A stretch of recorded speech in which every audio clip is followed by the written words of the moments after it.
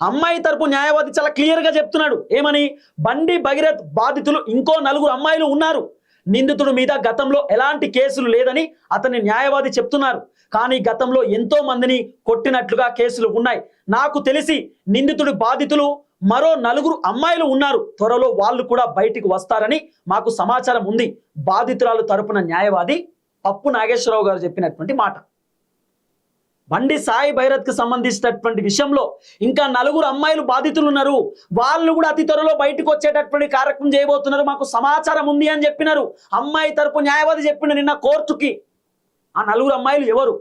ఆ 4 అమ్మాయిలు బయటకు వస్తే పరిస్థితి ఏంది? ఇవన్నీ కూడా మీరు ఆలోచన చేయాలి. ఎప్పుడు కూడా మనం ఒకటే ఒక వర్షన్ విని డిసైడ్ కావద్దు. ఇప్పుడు నాకు మా తమ్ముడు ఉదయ్కి గొడవ అయిందనుకో, మా తమ్ముడు ఆయన బాధ ఆయన చెప్పుకుంటాడు. తిరుపతి నన్ను కొట్టిండు, తిట్టిండు, లేకపోతే నన్ను ఏదో అన్నాడు, ఆయన వర్షన్ ఆయన చెప్పుకున్నాడు తోటే ఉదయ్ మంచోడు, తిరుపతి దుర్మార్గుడు అని చెప్పి అట్లా అనుకోవద్దు కదా. మరి నేను ఎందుకు కొట్టినా, ఎందుకు తిట్టినా, నా వర్షన్ కూడా వినాలే కదా. ఇప్పుడు ఈ కేసులో కూడా అమ్మాయి మొత్తం స్టేట్మెంట్ రికార్డ్ అయింది. ఆ అమ్మాయి వర్షన్ ఆ అమ్మాయి చెప్పుకున్నది. మరి బండి సాయి భైరత్ వర్షన్ కూడా వినాలే కదా. బండి సాయి భైరత్ అసలు తప్పు చేసినా చేయలేదా, ఏం కథ, మరి ఆ అమ్మాయిని ఎందుకు తీసుకోపోయింది, ఏంది, ఏం జరిగింది అనేది ఆయన వర్షన్ కూడా వినాలే కదా. ఒకవేళ ఆయన వర్షన్ విన్నా కూడా అమ్మాయి మైనర్ చాలా క్లియర్గా అర్థమవుతుంది. అమ్మాయి మైనర్ తెలిసి తప్పు చేసినా తెలియక తప్పు చేసినా ఆ అమ్మాయి తప్పు పరిగణంలోకి రాదు. మేజర్ దే తప్పు.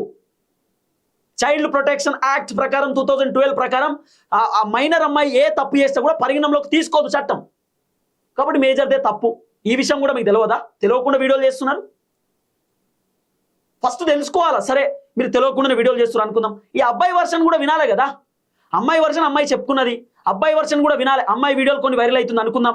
అమ్మాయి బ్రీజర్ బాటిల్ పట్టుకున్నది, ఆ అమ్మాయి ఏదో రూమ్లో కూర్చుండే ఎవరో వీడియో తీస్తున్నారు, ఆ అబ్బాయికి అన్నం తినిపిస్తున్నది, లేకపోతే ఆ అమ్మాయి కళ్ళు తాగుతున్నట్టున్నది, ఆ అమ్మాయి ఆ తర్వాత ఏదో ఇక్కడ ఎలక్ట్రిక్ సంబంధించిన సిగరెట్ ఇక్కడ పెట్టుకొని ఫోటోలు దిగింది. ఆ అమ్మాయి ఫోటోలు దిగింది, వీడియోలు దిగింది తప్ప ఎక్కడ తాగుతున్నట్టు కనిపించిందా? కనిపించలేదు కదా. ఇక్కడ మీకు కనిపించలేదు. ఆ అమ్మాయి కేవలం ఫోటోలు వీడియో, ఆ అమ్మాయికి తెలియకుండానే ఫోటోలు వీడియోలు తీసినట్ట. మళ్ళీ ఆ అమ్మాయికి ఏం తెలియకుండా ఫోటోలు వీడియోలు తీయడం ఎందుకురా? తీసుకున్న ఫోటోలు అమ్మాయికి తెలియకుండా ఫోటోలు వీడియోలు తీసి గ్రూప్లలో సర్క్యులేట్ చేస్తారట. ఎంత ఘోరం, ఎంత దారుణం చెప్పండి. బండి సాయి భైరత్ వాళ్ళ దోస్తులతోటి ఆయన బెట్టింగ్ పెట్టుకుంటాడట. ఏమని? అమ్మాయి నేను పడేసిన, అమ్మాయిని అట్లా చేసిన ఇట్లా చేసిన అని చెప్పి వాళ్ళ దోస్తులకు చెప్పుకుంటే వాళ్ళ దోస్తులు అమ్మాయికి చెప్పిరట, నేను అట్లా చేసినట్టు ఇట్లా చేసినట్ట నిజమేనా అని చెప్పి. ఎంత ఘోరం, ఎంత దారుణం చెప్పండి. ఏంది కథ? పాపం ఆ అమ్మాయి కృంగి కృషించిపోయి బాధపడి వాళ్ళ అమ్మకి చెప్పుకుంది బాధ అంతా. అమ్మా నన్ను ఇబ్బంది పెట్టిండమ్మా, నాకు అసలు గుర్తుకొచ్చిన ప్రతిసారి నేను అసలు నా వల్ల అయితే లేదమ్మా అని చెప్పిందట ఆ పిల్ల. వాళ్ళ అమ్మ ఇమీడియట్లీ కేసు పెట్టింది.